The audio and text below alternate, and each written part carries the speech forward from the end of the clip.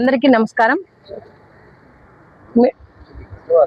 ఈరోజు గన్నవరం పోలీస్ స్టేషన్లో మరి నేను కంప్లైంట్ ఇవ్వడానికి వచ్చాను సార్. ఏమి కంప్లైంట్ అంటే ప్రజలకు మరి డిప్యూటీ సీఎం పవన్ కళ్యాణ్ గారికి అందరికీ తెలిసిన విషయమే. నా కూతురు సుగాలి ప్రీతి కేసులో ఇంతవరకు కూడా న్యాయం జరగలేదు. గత 9 సంవత్సరాలుగా నేను పోరాటం చేస్తానే ఉన్నాను. మరి నా కూతురు విషయం రేప్ అండ్ మర్డర్ కేసులో ఇప్పటి వరకు కూడా నిందితులకు శిక్ష పడలేదు. దానికోసమే నేను ఈ పోరాటం చేస్తా ఉన్నాను. ఆ పోరాటంలో భాగంగానే మరి డిప్యూటీ సీఎం పవన్ కళ్యాణ్ గారు 2019 నుంచి 2024 కూడా మరి సపోర్ట్ చేస్తూ వచ్చారు. సుగాలి ప్రీతి కేసుకి న్యాయం చేస్తాం, సుగాలి ప్రీతి కేసు కోసమే నేను పార్టీ పెట్టాను అని చెప్పుకుంటూ వచ్చారు. మరి నేను నిన్న గన్నవరంలో మరి సుగాలి ప్రీతికి కేసుకి న్యాయం జరగాలని మరి ప్రశ్న యూట్యూబ్ ఛానల్ రావణ్ గారిని కలవడానికి వచ్చాను నిన్న గన్నవరానికి. ఆ గన్నవరానికి వస్తూ మరి నేను కొన్ని వీడియోస్ చూడడం జరిగింది. ఆ వీడియోస్లో మరి డిప్యూటీ సీఎం పవన్ కళ్యాణ్ గారు గెలవక ముందు చెప్పిన కొన్ని వీడియోస్, మరి గెలిచిన తర్వాత చెప్పిన కొన్ని వీడియోస్ నన్ను చాలా బాధ కలిగించే విధంగా ఉన్నాయి. ప్రజలు కూడా చాలా మంది వ్యూస్ చూశారు, లక్షల మంది చూశారు. మరి అందుకని నేను ఈరోజు కంప్లైంట్ ఇవ్వడానికి వచ్చాను. కంప్లైంట్ ఏంటి కంటెంట్ అంటే మరి చాలా 2023లో 19 నుంచి 24 వరకు కూడా పవన్ కళ్యాణ్ గారు చాలా సభల్లో చాలా స్పీచ్లలో మరి సుగాలి ప్రీతికి న్యాయం జరగాలి, మేము ఇచ్చిన పోస్ట్ మార్టం రిపోర్టు, మేము చూపించిన మరి హిస్టోపెథాలజీ రిపోర్టు, మరి సైటాలజీ రిపోర్టు, ఇవన్నీ చూసి కూడా రిపోర్టులలో చూసి అమ్మాయి మీద చాలా అఘాయిత్యం జరిగింది, అమ్మాయికి చాలా అన్యాయం జరిగింది. సుగాలి ప్రీతికి మరి ఇంత ఘోరమైన పరిస్థితి జరిగితే మరి న్యాయం చేయలేని సీఎం ఉంటే ఎంత, ఉండకుంటే ఎంత అనే కూడా చాలా సందర్భాల్లో సభల్లో చెప్పారు, వీడియోలో చెప్పారు. మరి గెలిచిన తర్వాత 2024 మరి పవన్ కళ్యాణ్ గారు డిప్యూటీ సీఎం గారు అయ్యారు. మరి గెలిచి ఇప్పటికి 2 సంవత్సరాలు అయితే కూడా ఇంతవరకు కూడా కేసులో ఎలాంటి పురోగతి లేకపోగా ఇప్పుడు మళ్ళీ తిరిగి కేసులో అసలు ఎవిడెన్సెస్ లేవు అని ఆయన అబద్ధ ప్రచారం చేయడం మొదలుపెట్టారు.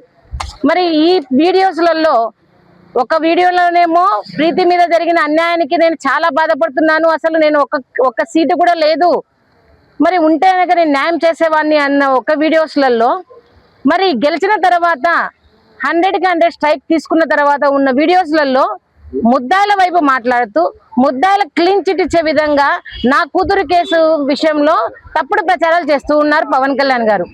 మరి ఒక 3 days బ్యాక్ పవన్ కళ్యాణ్ గారు ఫ్రీడమ్ ఆఫ్ స్పీచ్ మీద ఒక వీడియో చేయడం జరిగింది. ప్రశ్నించండి, విమర్శించండి, ఏదైనా సగర్వంగా మాట్లాడండి, ఆధారం లేకుండా మాట్లాడితే ఎవరికైనా శిక్ష తప్పదు అని చెప్పడం జరిగింది. మరి అదే విధంగా ఈరోజు నేను గన్నవరం పోలీస్ స్టేషన్లో మరి కంప్లైంట్ ఇవ్వడం జరిగింది. నేను 10:50కి కంప్లైంట్ ఇవ్వడం జరిగింది. మరి SHO గారు రిసీవ్డ్ కాపీ కూడా ఇచ్చారు. మరి సుదీర్ఘంగా మాతో చర్చించారు. ముద్దాయిల వైపు మాట్లాడిన వీడియోస్ ఉంటే నేరం చేసినట్లా అని అడిగారు మరి SHO గారు. నేను అదే చెప్పాను, సార్ ముద్దాయిల వైపు మాట్లాడితే నేరం అని నేను చెప్పట్లేదు. ఆ వీడియో చూసి కొన్ని లక్షల మంది సుగాలి ప్రీతి కేసుకి ఇంకా న్యాయం జరగదు, సుగాలి ప్రీతి ముద్దాయిలు స్వేచ్ఛగా తిరగచ్చు అని మెసేజ్లు పెడుతున్నారు సార్. అప్పుడు నా కూతురికి న్యాయం ఎలా జరుగుతుంది చెప్పండి. కాబట్టి నా ధర్మంగా మరి సార్ చెప్పారు, ఎవరికైనా రూల్ అనేది వర్తిస్తుంది, ఎవరికైనా లా అనే చట్టం అనేది ఒకే విధంగా ఉంటుందని చెప్పారు. కాబట్టి మేము స్టేషన్లో కంప్లైంట్ ఇవ్వడం జరిగింది. మరి ఈ కంప్లైంట్లో కూడా మేమేమి ఇచ్చామంటే మా పాపను చాలా సార్లు చదవాలి, పవన్ కళ్యాణ్ గారు మాకు మొదటి సంతకం చేస్తానని మోసం చేసిన దాని మీద, తర్వాత నమ్మక ద్రోహం మీద, బహిరంగ విమర్శ మీద, నా కూతురు మరణంపై అసత్య ఆరోపణలు, నిందితులు కుమ్మక్కైనట్ల మాటలు, వీటి మీద నేను కంప్లైంట్ ఇవ్వడం జరిగింది. ఇవి ఎక్కడెక్కడ వీడియోస్ ఏ విధంగా వచ్చాయి అనేది కూడా నేను మరి SHO గారికి నీట్గా ఎక్స్ప్లెయిన్ చేయడం జరిగింది. మరి SHO గారిని నేను ఒకటే కోరుకుంటున్నాను, సార్ చట్టం ముందర అందరూ సమానమే అన్నారు.